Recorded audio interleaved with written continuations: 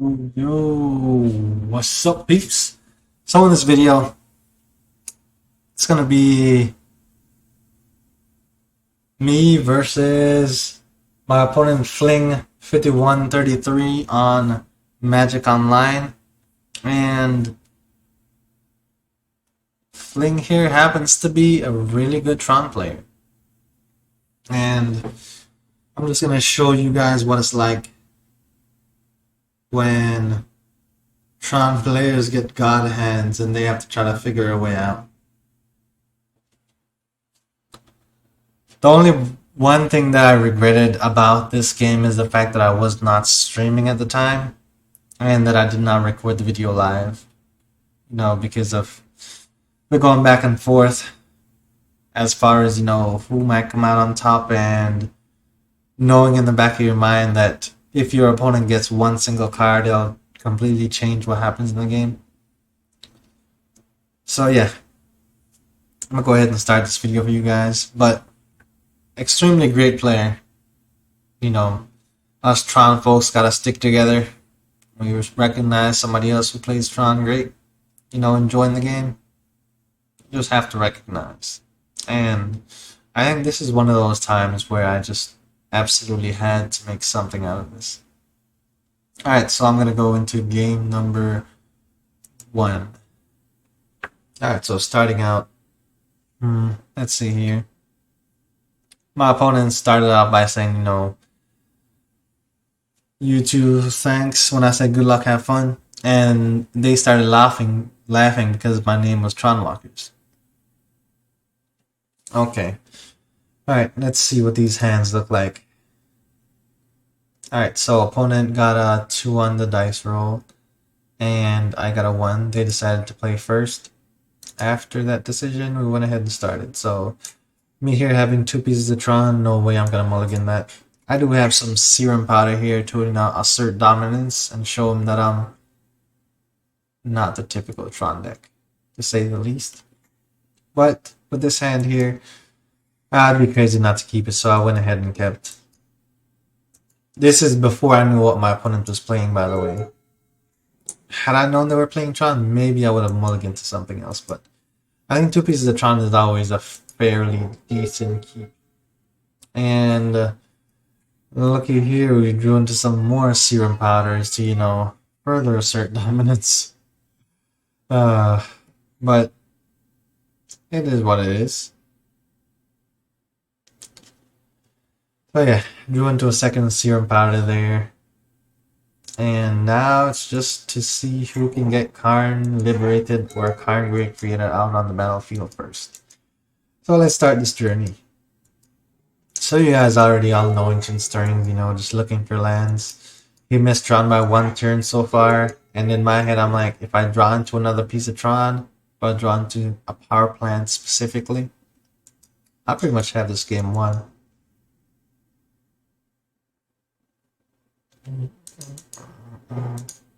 Let's see, I'm recording this video at like 1:45 in the morning. Oof, I think I woke up at like 6 o'clock playing Magic yesterday. I didn't hop on stream because I was just having fun off stream, you know what I mean? And I watched, I think, a reaction video to my deck probably like 5 or 6 times now because it's just so amazing. But I'll save that for another time. Alright, let's keep this game going. So, obviously, both me and my opponent are missing Tron here by at least 1 turn. And Oath of Nissa comes in clutch there, gets me a power plant. And my opponent there was saying that if I had gotten turn 3 Tron and just exiled the land, he would have been very humbled because my name is, after all, Tron Walker. So here he taps 7 mana, exiles a tower, and he's a Chromatic Star. I play a power plant, and then I tap 3 lands, play a Serum Powder, a certain dominance here. He exiles a power plant, then he goes ahead and plays another card. Now, for all you Tron players out there, we all know if anyone ever goes Karn into Karn, it's game over. But like you guys saw there, my opponent was able to empty their hand completely. Like sequencing wise, they knew exactly what they were doing there. So going into game number two, I was thinking to myself, okay, this is not, the regular run of the mill Tron player. This guy actually knows what he's doing, so I'm gonna have to bring my A game. I gotta step up them serum powders and draw like 4 more of them. Exaggeration. I think anybody that gets that many serum powders in the modern game is gonna lose. Alright, so let's go to game number two. Alright, so this is game number two here, and obviously I'm gonna be the one on the play here because I lost the first game. Mulligan the first hand, second hand. Looks like Tron to me, so this is definitely a keep. The only one downside to this hand is Karn Great Creator. With Karn Great Creator, after getting liquid metal coating, opponent can potentially get Karn Great Creator of their own, shut liquid metal off, and then you have to try to find another way to win. So, obviously we're both doing Tron things here. End up drawing into a Wormy Boy, but Wormy Boy is almost useless in this matchup because he just has little to no impact. So, just going through assembling Tron here. And then did not draw into any Liberated, so goal was now to drop Karn Great Creator. And go get a liquid metal coating. And after getting the liquid metal coating, like you guys can imagine, at the beginning of their upkeep, disabled one of their Tron lands.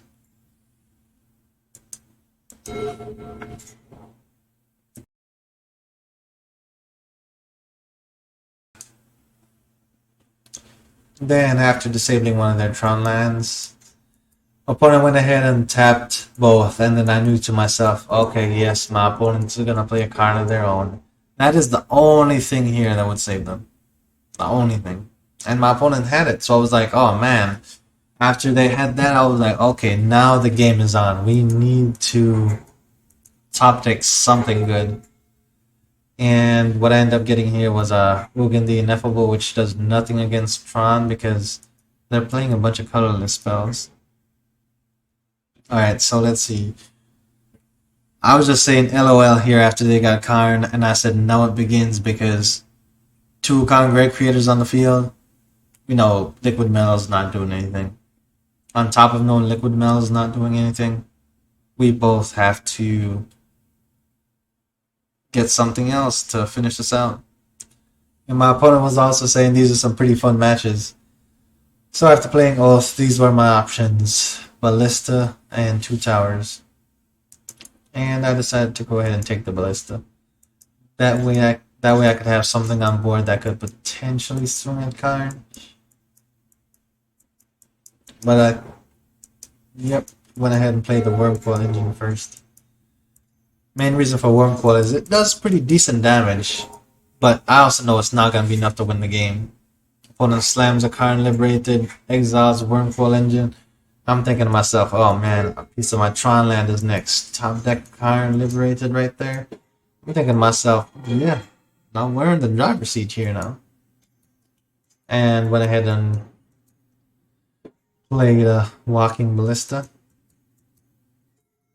Then I went ahead and passed it back to my opponent, thinking in my head, please don't play some ridiculous Eldrazi creature. And I don't. And my opponent plays a Karn Liberated of their own right there. And I was thinking to myself, oh my goodness.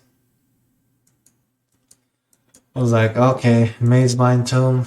The good thing is it can't be activated because of Karn Great Creator here. So that was pretty clutch. Alright, then I drew into a Karn Great Creator. And I was thinking to myself, oh man, Karn Great Creator does nothing because Pithing Needle is on the battlefield. So, went ahead and just, played Ugin the Ineffable. And then I attacked Karn Liberated. The reason why Karn Liberated is I need Karn to be off of 3 counters, that way he cannot exile one of my lands, so you best believe that 1 damage went to Karn liberated there. Then he went ahead and exiled a card from my hand. This is probably the one time I made a mistake in this game. Knowing that he was going to plus Karn anyways, I should have gone ahead and played Karn Great Creator, but because of the Pithing Needle on the battlefield, and also the presence of another Karn Great Creator right here, I didn't really have a need to worry about it too much, because I didn't think that Karn Liberated exiling anything from my hand would win the game, because the game is going to be way over, or the game is going to be over way before it gets to alter. Or at least that was what my logic was at first. Granted, now I know I could have made a better play by going ahead and playing the Karn, but almost didn't matter. Or in the words of From the Crypt, never didn't have it. Go into an expedition map here, and I'm thinking to myself, okay, what can I do here to win this game? Now, obviously, you know, I can play expedition for free. And at first I was thinking, let me go ahead and attack Karn Liberated, that way he can't exile and then, you know, still be alive. But then I thought to myself, wait, why would I do that when I can kill Karn Great Creator? And so I decided to kill Karn Great Creator.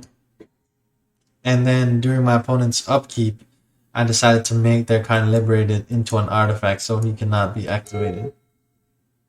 You know, that was some next level Tron plays right there. And that is how game number 2 went. So, like you guys saw there, anytime you see 2 Karn Great Creators on the field and it's a Tron matchup, that means literally it's coming down to top deck. And just being able to make the right moves. And it could be anything as simple as attacking the wrong planeswalker and that costs you the game. So in this case, you know, no bad plays were made except for, you know, keeping the Karn Great Creator in hand. But like I said, that play really didn't matter because the game was going to be over before then anyways. Alright, yep, let's go into game number 3.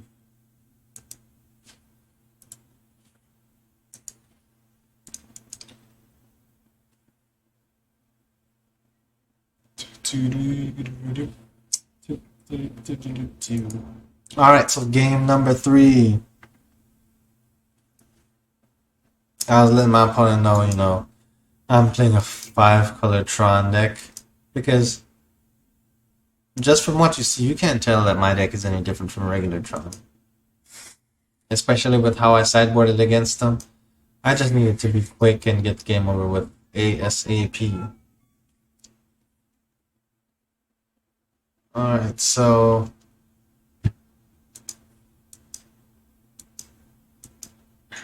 obviously here I'm gonna mulligan as much as possible and, you know, Serum Powder here to assert some dominance. So Serum Powder showed up and I was like, ain't no more, gotta use it because I don't have Tron. You guys look at the chat over here. When me and my opponent started, it literally went, we both just started mulliganing like crazy. You know, doing that thing all Tron players do to try to get natural Tron. So I use the Serum Powder.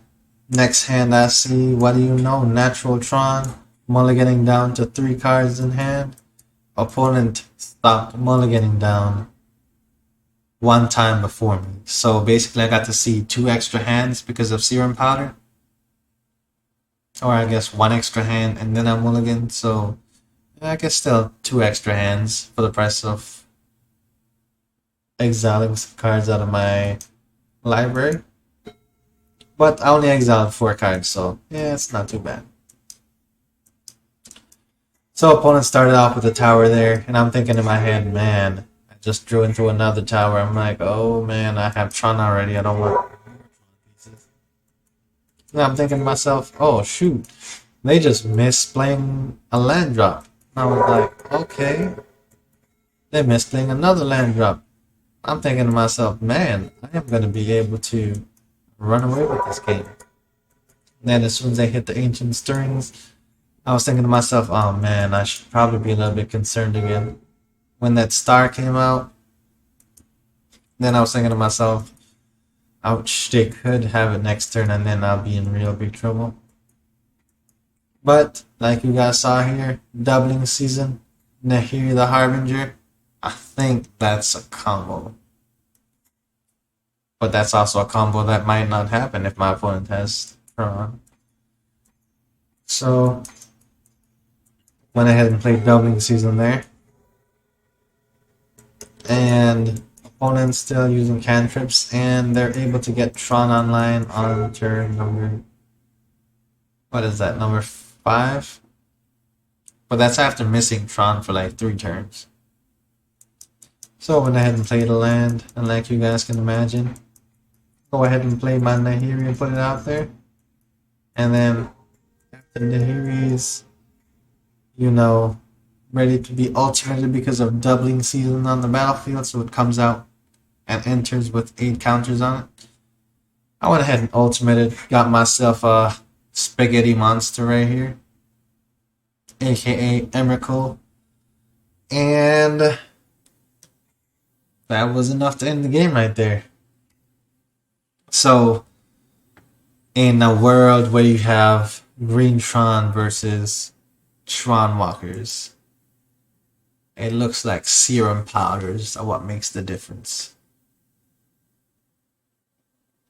I know there's probably at least going to be one person that completely opposes the serum powder perspective, but at the same time, the way I look at it, if it works, right? I just don't know if it works that good to have 4 of them. I think 3 is the most I can handle. But yeah, so that was Tron Walkers versus Green Tron. And like you guys saw in game number 2, we basically got God hands. Like the top deck was just on point. Card Shuffler was just great. And it was an extremely back and forth match. But yeah, I had to share that with you guys because I had fun playing those matches, you know what I mean? Like the typical things that you would think would end the game were just not in that game. And that's why I found it fun. Also, my opponent, you know, found it kind of hilarious that I used Nahiri ultimating it to actually win the game. Because you don't see that every day from a Tron deck, right? Alright, peeps. I'll catch you all in the next video. Hopefully I'm off tomorrow. Here in Texas right now, there is a bunch of snow on the ground, and it's the first time seeing it in my life. The ground is so cold to where the water on top of the ground has frozen over, and it freezes over every night. So if the ground freezes water on it, that means that the ground temperature is below 0, which is not something you see in Texas every day. So we have all kinds of problems here right now, and depending on how my company feels, everything is going. I might be home tomorrow. If I am, best believe I will be playing the Mana Trader series. If I'm up early enough, I'm definitely gonna just go ahead and do some Magic Leagues, you know, just for the fun of it. But obviously here, I think everybody's hopping on stream right now. I will catch y'all peeps later, and I hope you all keep enjoying Magic and enjoying the content. By the way, the probably best reaction video to my deck got uploaded not too long ago. Cabrito_Montes on Twitch. Extremely great player. I mean, I've watched this content after watching how he reacted to my video, and he's just an amazing player. That and the fact that he does some absolutely crazy things with Tron, I mean, I love it. I love seeing it. So yeah, seeing some crazy things with Tron from him, man. I mean, some crazy things with Tron. Absolutely amazing. I love it. So yeah, I highly, highly recommend you guys check him out because his content is just perfect. All right, peeps. For the third time, I think. I'll catch y'all later. Huh? That's not what I meant to do.